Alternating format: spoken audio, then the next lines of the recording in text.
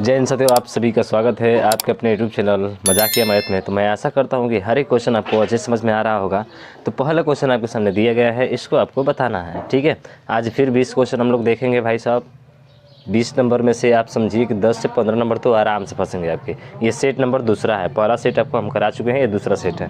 पहला क्या बोल रहा है क्वेश्चन कि निम्नलिखित संख्याओं में परिमेय संख्या है। दिया है रूट का 9, क्या है रूट का 9, रूट का 3, उसके बाद से रूट का आपका दिया गया है 0.1 और उसके बाद से दिया है 0.1011011110 ऐसे करके आगे की तरफ क्या हो गया, बढ़ता जा रहा है।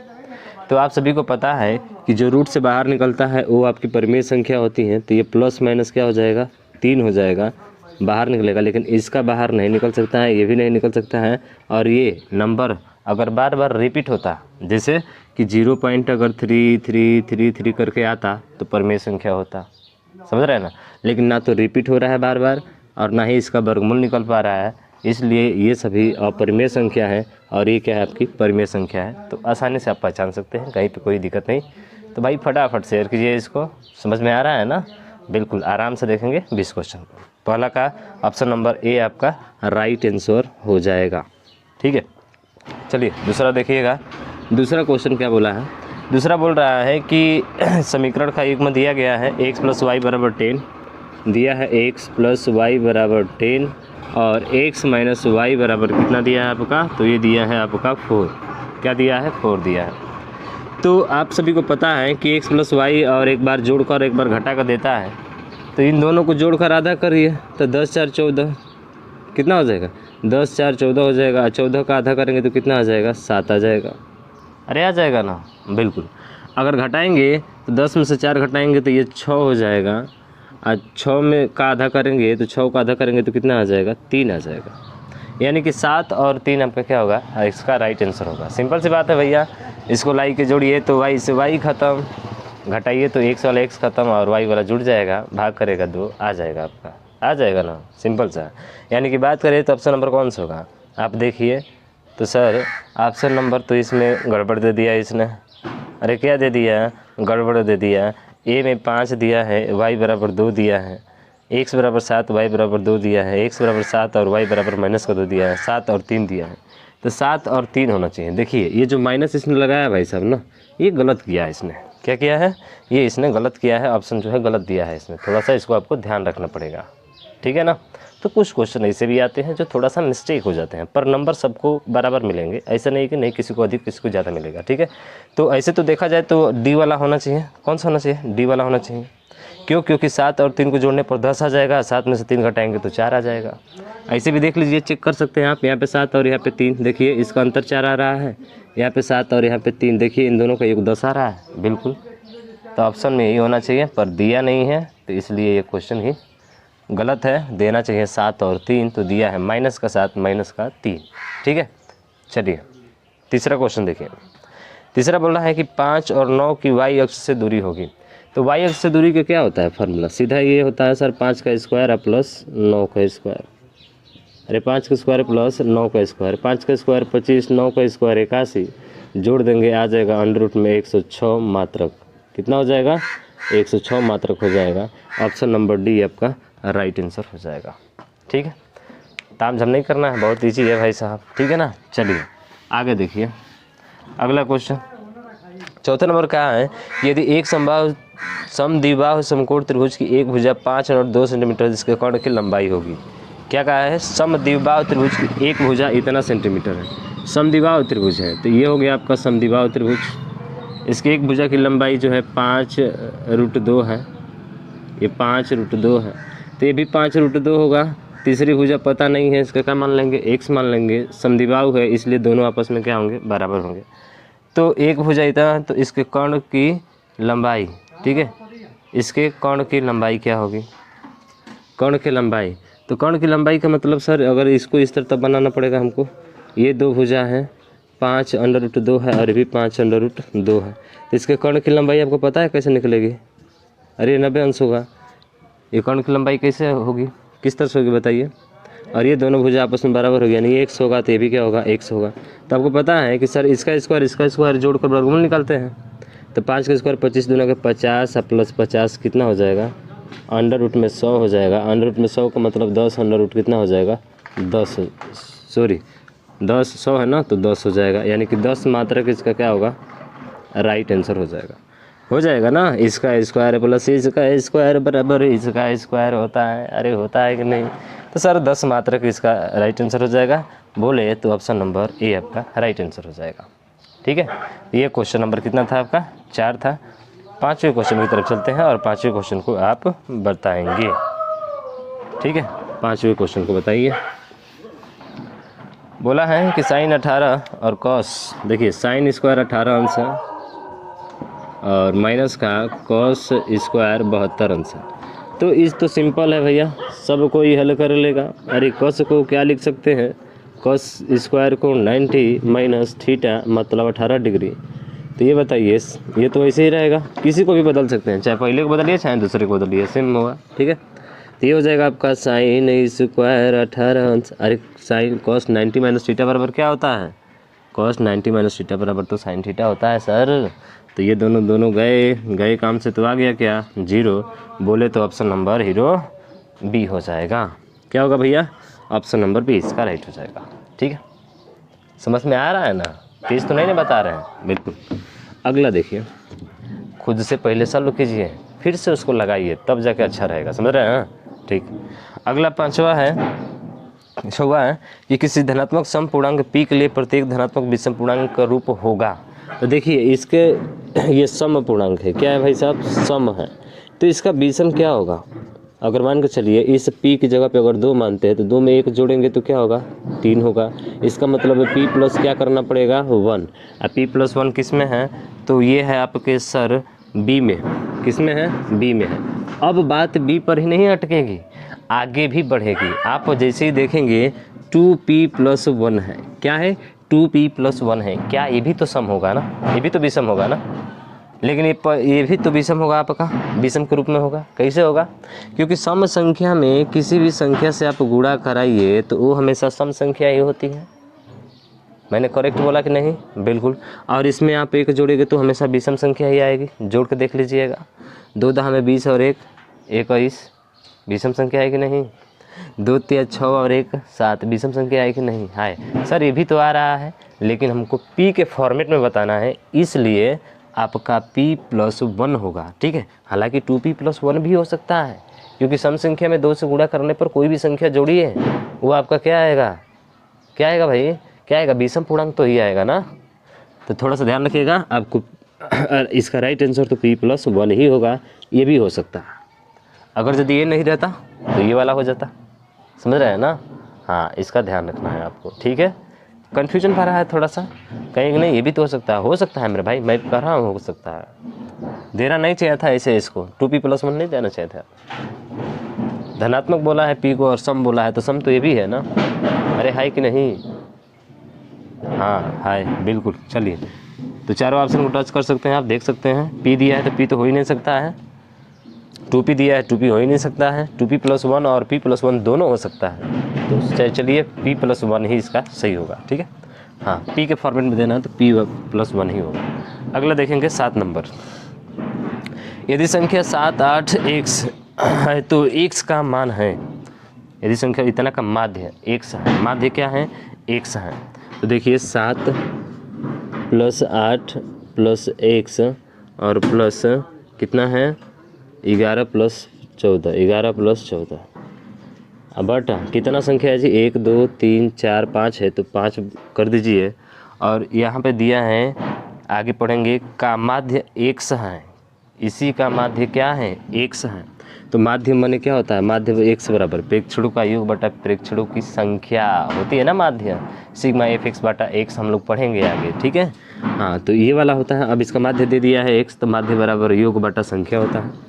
अब इसका 5x हो जाएगा बराबर 8 7 15 और 15 15 30 और 10 40, यानी कि 40 प्लस x हो जाएगा। तो इधर आएगा तो 5x माइनस x हो जाएगा बराबर 40 के। तो बताइए 4x बराबर कितना होगा 40। तो x बराबर 4 से क बार में कट जाएगा 10 बार में, और यही आपका राइट आंसर हो जाएगा। ठीक है भाई, आपको समझ में आ गया ना? कहीं पे कोई दिक्कत तो नहीं ना हुआ ना? आसानी से कर लेंगे, सिंपल सा है। x बराबर 10 होगा तो 6 नंबर से 7 नंबर में देखिए 10 कौन सा है, तो ऑप्शन नंबर बी है, तो बी इसका राइट आंसर हो जाएगा। ठीक है ना? जोड़ने आता है ना? 8 7 15, 1 इसमें शामिल कर दीजिए, 30 और 10 40। ठीक है, अच्छा चलिए आगे चलते हैं। 7 नंबर खत्म हो गया, 8 नंबर देखिए। यदि द्विघात समीकरण इतना के मूल समान है, क्या है? मूल समान है। तो भैया मूल समान होते हैं तो x square plus b x plus c होता है बराबर 0, इसके मूल समान है। और जब मूल समान होते हैं तब उस समय क्या होता है? अरे बी का स्क्वायर माइनस 4ac बराबर क्या होता है भैया? 0 तो होता है, पढ़ा है ना आपने? हाँ, बी स्क्वायर, तो यहाँ से निकाल दीजिए, बी स्क्वायर बराबर क्या होगा? 4ac हो जाएगा। हमको c बराबर चाहिए तो ये बी स्क्वायर अपन क्या हो जाएगा? 4a हो जाएगा, और यही आपका राइट आंसर हो जाएगा। सिंपल सा क्वेश्चन पूछा है, कौन ताम झाम नहीं करना है। ठीक है, आपका एक एक नंबर अच्छे से क्लियर होता जाएगा। ठीक है, तो भाई शेयर करिए फटाफट, इसको शेयर कीजिए इसी बात पे। 8 नंबर हो गया, 9 नंबर चलते हैं। 9 नंबर में फिगर दिया गया आपका, क्या दिया गया है? फिगर। सिंपल सा है भैया, फिगर दिया गया है आपको, आप बड़े इजी तरीके से हल कर सकते हैं इसको। ठीक है, ये वाला, और ये दिया है x और ये 3x प्लस 4, ये x है, ये 3x प्लस 4 है, और दिया गया है आपका 3x प्लस 19, 3x प्लस 19। ठीक है, और उसके बाद से आपका दिया गया है x प्लस 3, ये वाला। तो ये 2 त्रिभुज है, तो दोनों त्रिभुज के भुजाओं का जो अनुपात होता है ना वो बराबर होता है, मतलब इसका बटा इसका हो जाएगा। तो सीधा आप कर सकते हैं इसको, मैं इधर कर रहा हूँ। ठीक है, तो ये हो जाएगा क्या है सर? x प्लस 3 ये बटा ये वाला 3x प्लस 19 बराबर हो जाएगा ये बटा ये, यानी x बटा 3x प्लस 4। गुणा करा दीजिए, तो x प्लस 3 में गुणा होगा 3x प्लस 4 का, और x का गुणा होगा 3x प्लस 19 में। यही तो होगा ना मेरे भाई? बिल्कुल समझ में आ रहा है ना? दिख रहा है ना? बिल्कुल। तो x में 3 का गुणा करिए तो 3x का स्क्वायर प्लस 3 चौक 4x हो जाएगा, प्लस तितली का 9x और प्लस 3 चौक के 12 बराबर इस x का गुणा कराइए 3x का स्क्वायर और प्लस 19x हो जाएगा। 3x का स्क्वायर प्लस है, इधर इधर भी प्लस है, तो कट जाएगा, दोनों तरफ सेम रहते हैं, चिन्ह तो कट जाता है, घटाएंगे तो 0 हो जाएगा। ये देखिए 9 4 कितना हो जाएगा? 13x, और ये 19 आएगा तो क्या हो जाएगा? माइनस का 19x हो जाएगा, और बराबर ये माइनस का क्या हो जाएगा? 12। तो 13 में से 19 घटा देंगे, कितना आ जाएगा? माइनस का 6x बराबर माइनस का 12, माइनस से माइनस खत्म, x बराबर 12/6 बराबर कितना आ जाएगा? 2 आ जाएगा। दिख रहा है ना कितना सिंपल सा है? पूछा क्या है सर? पूछा है x का मान ही बताइए, x का मान ही क्या करना है? बताना है। देखिए जब ये दोनों समांतर होते हैं ना तो इनकी भुजाओं का अनुपात क्या होता है? बराबर होता है, क्योंकि ये दोनों त्रिभुज क्या होते हैं? क्या होते हैं? ये दोनों त्रिभुज बोल रहे हैं, एक त्रिभुज तो एक ही है ना। जब इसके समांतर होती है तीनों भुजाओं का अनुपात आपस में बराबर होता है। ठीक है, तो इसके अकॉर्डिंग हम लोग कर लिए, इनका अनुपात और इनका अनुपात आपस में बराबर होगा। ठीक, तो इसका 2 सेंटीमीटर होगा, ऑप्शन नंबर सी। कौन सा होगा भैया? ऑप्शन नंबर सी होगा। फटाफट लिखिए इसको, और हम तो कहेंगे कि भैया पहले अपने से हल कीजिए, उसके बाद आप इसको जो है देखिए अपना सोल्यूशन की आ रहा है कि नहीं आ रहा है। ठीक है ना? चलिए 9 नंबर हो गया। 10 नंबर देखिए, 1 से 10 तक धनात्मक सम संख्याओं का समांतर माध्य होगा। 1 से 10 तक धनात्मक सम संख्या, तो 1 से धनात्मक 10 सम संख्या क्या होता है? 2 होता है, 4 होता है, 6 होता है, 8 होता है, 10 होता है, और कितना है? 1 2 3 4 5 है, 5 से भाग कर दीजिए, सिंपल सा है। तो 10 8 18 18 से 24 24 और 5 4 कितना होता है? 28 28 2 कितना होता है? 30, और 30/5 माने कितना? 6। सिंपल सा है, सिंपल सा है ना? 6 हो जाएगा। तो सर ये तो सिंपल सा है, ऐसे देखिए ना, क्या पूछा है आपसे? यही पूछा है ना, समांतर माध्य पूछे। देखिए समांतर माध्य पूछे चाहे माध्य पूछे, दोनों एक ही होता है, ये एवरेज होता है। 2 इधर से हटा दीजिए, 2 इधर से हटा दीजिए, तो बचा क्या? 6। ये भी तरीका है आपका, समझ रहे हैं? हाँ, ये भी तरीका है। चलिए 10 नंबर का ऑप्शन नंबर जो है ए आपका, सॉरी डी आपका राइट हो जाएगा। 11 नंबर देखिएगा, संख्या 156 का अभाज्य गुणनखंड। 156 तो सिंपल सा है, 2 से कीजिए, 2 7 14, 2 8 16, 2 3 6, 2 9 18, और ये है 13 से कटेगा, 3 से कटेगा ना, 3 एकम 3, तितली का 9 और 13 से, तो 2 का पावर 2 गुणे 3 गुणे 13 हो जाएगा। अब देख लीजिए किस में है, 2 2 बार आया है तो 2 हो जाएगा। तो ये आपका ऑप्शन नंबर बी में है, तो बी इसका राइट आंसर हो जाएगा। ठीक है, 11 नंबर भी खत्म। 12 नंबर, एक वर्गीकृत आंकड़े का माध्य और बहुलक क्रमशः इतना है तो इसका माध्यक है। इस पर तो हमेशा आना ही आना है, 1 नंबर तो ये कन्फर्म है हमेशा। क्या है? बहुलक, एक फार्मूला होता है, बहुलक बराबर 3 माध्यिका, अरे कितनी माध्यिका, 3 माध्यिका माइनस 2 माध्य होता है, अरे 3 माध्यिका माइनस 2 माध्य होता है। फार्मूले में रखिए, कहानी खत्म। क्या है? माध्य और बहुलक 24 और 12, माध्य और बहुलक 24 और 12, तो ये दिया है माध्य 24, तो 3 गुणे x मान लीजिए इसको, और 2 गुणे ये कितना मान लीजिए, 24 दिया है ना माध्य। देख लीजिएगा, कहा है कि बहुलक क्रमशः 24, बहुलक क्रमशः 24, माध्य क्रमशः 12, कर दीजिए हल। तो 24 और 12 दोनों का 24 इधर आ जाएगा, तो 24 प्लस क्या होगा 24 और 3x, तो 48 बराबर 3x। तो बताइए x बराबर क्या होगा, 48/3 बराबर 16। 16 आपका क्या हो जाएगा, राइट आंसर हो जाएगा। बताइए मेरे भाई, कहीं पे कोई दिक्कत है क्या आपको? नहीं, होना भी नहीं चाहिए।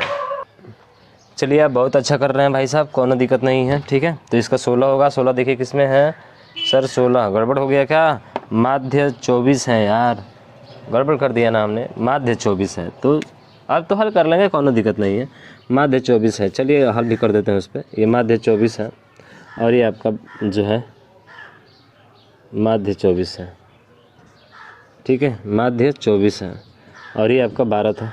हल कर लीजिएगा, 24 दूना का 48, 48 12 कितना होता है, 60 होता है ना, तो सीधा 60 हो जाएगा।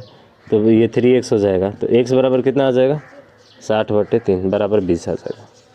ठीक है, तो इसमें कोई दिक्कत नहीं है, फार्मूला पता है ना, हम गलत लिख दिए थे, थोड़ा सा ध्यान रखना आपको। ठीक है, चलिए कौन बात नहीं है सर, 20 हो जाएगा। कौन सा ऑप्शन, बी। ठीक है, ऑप्शन बी इसका राइट हो जाएगा। अगला देखिएगा 13 नंबर, यदि रैखिक समीकरण इतना का अपरिमित रूप से अनेक हल है तो k का मान क्या होगा।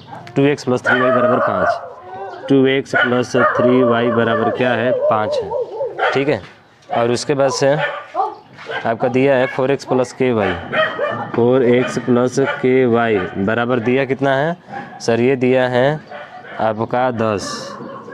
ठीक है, इसको हल करना है, सिंपल है ना, कोनो दिक्कत नहीं है सर। मूल बराबर है तो इनके गुणांकों का अनुपात क्या होता है, बराबर होता है, यानी कि 2/4 बराबर 3/k। अरे जब यहीं से मान निकल जाएगा तो आगे बढ़ने की क्या ज़रूरत है। 2 से 1 बार में 2 बार में k का इधर गुणा और 2 का इधर गुणा कितना हो जाएगा, 6 हो जाएगा। आगे बढ़ने की ज़रूरत नहीं है। अनेक हल कब होते हैं, जब दोनों a1/a2 बराबर b1/b2 बराबर c1/c2 होता है। ठीक है, चलिए 6 हो जाएगा। ऑप्शन नंबर बोले तो कौन सा होगा, ऑप्शन नंबर आपका डी हो जाएगा। 14 नंबर देखिए, बहुत अच्छा सवाल है।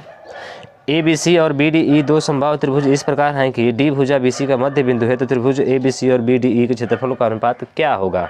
तो देखिएगा, एक त्रिभुज है ABC, क्या है, ये A है, ये B है भैया, ये C है।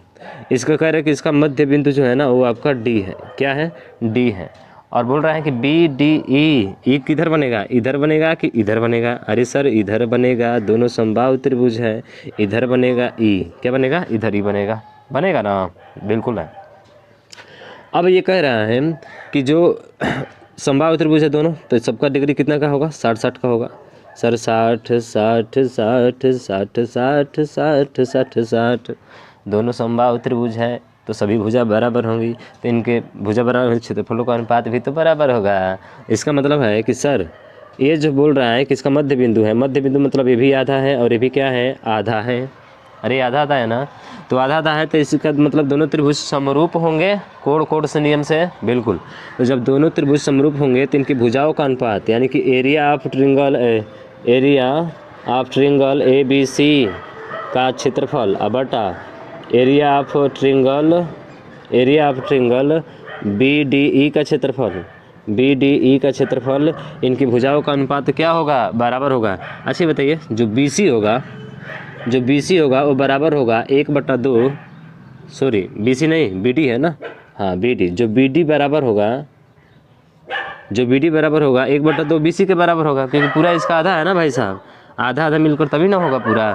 तो BD बराबर निकालेंगे तो BC का क्या है सर, BC का ये आधा है, तो BC का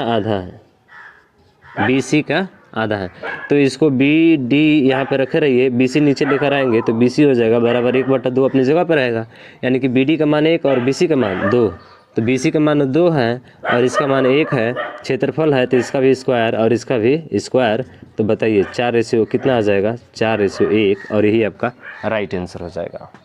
सिंपल सा है क्वेश्चन ना, कौन तामझाम नहीं है, समझ रहे हैं ना, कोड नियम पढ़े हैं ना, कर ले जाएंगे आसानी से, ठीक है। तो ये आपका 14 नंबर का ऑप्शन नंबर बोले तो C आपका राइट आंसर हो जाएगा, ठीक है। चलिए अब देखिए 15 नंबर क्वेश्चन बोल रहा है कि यदि cos A बराबर 7/25, क्या है भाई साहब, cos A बराबर 7/25, तो ट्रिपलेट है भाई साहब, cos माने आधार हो गया, ये क्या हो गया, कर्ण हो गया। आपसे पूछा क्या है, tan A + cot A, क्या पूछा है, tan A + cot A पूछा है, tan A + cot A पूछा है, तो 7 हो गया 25 हो गया, तो आप निकाल सकते हैं लंब कितना होगा, निकाल लीजिएगा, 24 होगा। आप याद रखिए ना, 3 4 5, 8 15 17, ठीक है, 8 15 17, उसके बाद से 5 12 13, ठीक है, 7 24 और 25, ये याद रखिए, ट्रिपलेट बहुत अच्छा रहेगा, ठीक है। ये आधार हो गया, कर्ण हो गया, तो लंब ये हो जाएगा, tan थीटा बराबर लंब बटा आधार, तो लंब कितना है 24 बटा आधार कितना है, आधार 7 है, प्लस इसका उल्टा हो जाएगा 7/24, 24 का स्क्वायर कितना होता है 576, 7 7 49, बटा 24 7 7 चौक 28 का 8 हो जाएगा, 7 चौक 28 का 8 हो जाएगा, 7 दूनी का 14 और 2 कितना हो जाएगा 16, 168, नीचे 168 आएगा, तो केवल एक ही में है भैया, आगे करने की ज़रूरत नहीं है, ऑप्शन नंबर डी में है, तो डी क्या इसका राइट आंसर हो जाएगा। 168 देखो ना, डी में ही है ना, तो फिर आप टाइम क्यों दोगे उस पर यार, ट्रिक तो मारना है आपको, ट्रिक मारने वाला में टाइम देते हैं नहीं, फटाफट हल करते हैं, ठीक है। चलिए तो ये आपका राइट हो जाएगा। अगला देखिए 16 नंबर, दो वृत्तों की त्रिज्याएं क्रमशः 4 सेंटीमीटर और 3 सेंटीमीटर है, एक वृत्त ये है, एक वृत्त ये है, इसका जो है 4 सेंटीमीटर है और इसका जो है 3 सेंटीमीटर है, ठीक है। फिर बोल रहा है कि इन वृत्तों के योग के बराबर, इन वृत्तों के बराबर क्षेत्रफल वाले वृत्त की त्रिज्या है, इन वृत्तों के योग के क्षेत्रफल, तो इनके योग का क्षेत्रफल निकालिए 4πr², तो r का स्क्वायर मतलब 16 पाई 4πr² हो गया, और वृत्त का क्षेत्रफल क्या होता है πr² होता है, तो r का स्क्वायर मतलब 16 हो जाएगा, प्लस तितली के 9 पाई हो जाएगा, और ये किसके बराबर है, उसकी त्रिज्या, क्या बोल रहा है कि वृत्तों की त्रिज्याएं क्रमशः इतना सेंटीमीटर, तो इन वृत्तों के क्षेत्रफलों के योग के बराबर क्षेत्रफल वाले वृत्त की त्रिज्या है, यानी कि क्षेत्रफल ये भी हो जाएगा πr² हो जाएगा, तो पाई से पाई ये दोनों में देखिए, तीनों में है तो कट जाएगा, 16 9 कितना होता है 25 हो जाएगा, बराबर r का स्क्वायर, तो बताइए मेरे भाई r बराबर क्या आ जाएगा 5 सेंटीमीटर आ जाएगा ना। योग बोला है तो आसानी से कर लेंगे, परिधि बोलेगा तो परिधि दिखेंगे, समझ रहा है ना। तो इन दोनों का जो है वो तीसरे वृत्त के क्षेत्रफल के त्रिज्या के क्या है, बराबर है, समझ गए, ठीक है। तो 5 सेंटीमीटर बात करें तो ऑप्शन नंबर देखिए किस में है सर, ऑप्शन नंबर ए में है, तो 16 का ए आपका राइट आंसर हो जाएगा, ठीक है। जैसा क्वेश्चन करता है वैसा ही हल करना है। 17 नंबर बोला है कि द्विघात समीकरण इतना के मूल है, तो x² - 3x - 10, x² - 3x - 10 कैसे हल करते हैं, 10 का खंड कीजिए, 2 × 5 होगा, सर घटाने पर क्या आना चाहिए 3, ये जोड़ने पर, तो इसका मतलब है सर -5 इसको रखेंगे और इसको क्या रखेंगे प्लस का 2 रखेंगे, तभी तो आएगा ना। इसका मतलब है इसका उल्टा आंसर होता है, माइनस है तो इसका प्लस वाला आंसर होगा, और ये प्लस है तो इसका माइनस वाला आंसर होगा, ये दोनों देखिए किस में मिल रहे हैं, ये इसके हल होंगे, तो हल होंगे कौन सा हल होंगे 5 - 2, यानी कि ऑप्शन नंबर बी इसका राइट आंसर होगा। अरे भैया इन दोनों का गुणा घटाने पर क्या आ जाएगा, 3 आ जाएगा ना, माइनस का 3 आना चाहिए। तो -5 में से 2 घटाएंगे तो माइनस का 3 नहीं आ जाएगा, और फिर माइनस प्लस का गुणा करेंगे तो ये माइनस नहीं आ जाएगा, आ जाएगा ना, तो ये भी आ जाएगा। हल कर लीजिएगा, आ जाएगा। हम तो करा ही दिए हैं भाई, फास्ट कीजिए, टाइम बचे, आगे सवाल आप जो है दिया गया उसको आसानी से कर जाए आप, समझ रहे हैं ना, क्योंकि मैथ टाइम को खींचता है भाई साहब, समझ रहे हैं ना, बिल्कुल। अगला देखिए 17 नंबर हो गया। 18 नंबर कह रहा है कि एक समतल मैदान एक मीनार की छाया की लंबाई उसकी ऊंचाई की √3 गुनी है तो सूर्य का उन्नयन कोण होगा। तो सीधा सीधा है भाई साहब, सूर्य का उन्नयन कोण देखिए, एक मीनार है तो ये मीनार हो गया, ये मीनार की क्या हो गई, छाया हो गई, और इधर से जो दिया है ये लंबाई इसकी √3 है, तो ये कितना होगा, 1 होगा, 1 होगा ना, √3 है, ठीक है, √3 गुनी है, उसकी ऊंचाई के √3 गुनी है, उसकी ऊंचाई, अगर ऊंचाई को h मान लेते हैं तो ये कितना हो जाएगा, √3 हो जाएगा, उसकी ऊंचाई की √3 गुनी है, यानी कि √3h हो जाएगा। अगर उसकी ऊंचाई h है तो ये कितना हो जाएगा, √3 हो जाएगा ना, इसी का गुनी बोल रहा है। फिर तो सूर्य का उन्नयन कोण होगा, तो आपको पता है कि सीधा tan लगा दीजिए यहाँ पे, तो tan थीटा बराबर लंब बटा आधार, तो लंब है h, अब बटा आधार कितना है, √3h, तो इससे ये क्या हो गया, कट गया, और ये हो जाएगा tan थीटा बराबर 1/√3, और 1/√3 किस में मान होता है, tan 30 डिग्री का होता है, यही होता है क्या, sin 30 और cos 30, बस हो गया। तो सर tan से tan ख़त्म, और थीटा बराबर कितना डिग्री हो जाएगा, 30 डिग्री, यानी कि ये कितना डिग्री बनेगा भाई साहब, 30 डिग्री बनेगा, ये आपका राइट आंसर होगा। क्या तामझाम है यार, कुछ है, कुछ भी नहीं है, ठीक है ना। चलिए नेक्स्ट क्वेश्चन देखिए, और 19 नंबर आपका दिया है कि 45 सेंटीमीटर और 4 सेंटीमीटर व्यास वाले एक धात्विक ठोस बेलन को पिघलाकर बनाए गए 6 सेंटीमीटर व्यास के ठोस गोलों की संख्या कितनी है।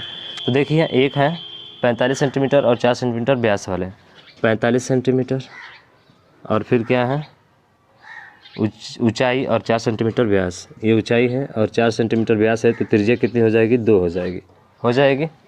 अब इन दोनों को क्या किया है, सेंटीमीटर व्यास वाले एक धात्विक बेलन ठोस बेलन को पिघलाकर, ठोस बेलन पिघलाकर, यानी कि क्षेत्रफल इसका निकाल लीजिए, तो क्षेत्रफल निकालेंगे तो पाई आर स्क्वायर, तो पाई आर स्क्वायर एच होता है, तो 2 का स्क्वायर हो जाएगा, और एच का मान 45 है, और ये बराबर होगा जो पिघलाया गया है उसका क्षेत्रफल, और बेलन है ना, धात्विक ठोस बेलन को पिघलाकर बनाए गए 6 सेंटीमीटर व्यास के ठोस गोले की संख्या।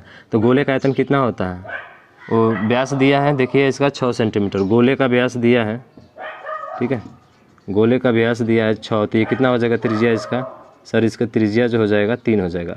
इसका क्षेत्रफल क्या होता है, 4/3 पाई आर क्यूब, आर का मतलब क्या हो जाएगा 3 का, ठीक है, 3 का क्यूब। असंख्या पूछा है तो किससे गुणा कर लेंगे, n से गुणा कर लेंगे, संख्या पता नहीं है तो n से गुणा करेंगे, ठीक है।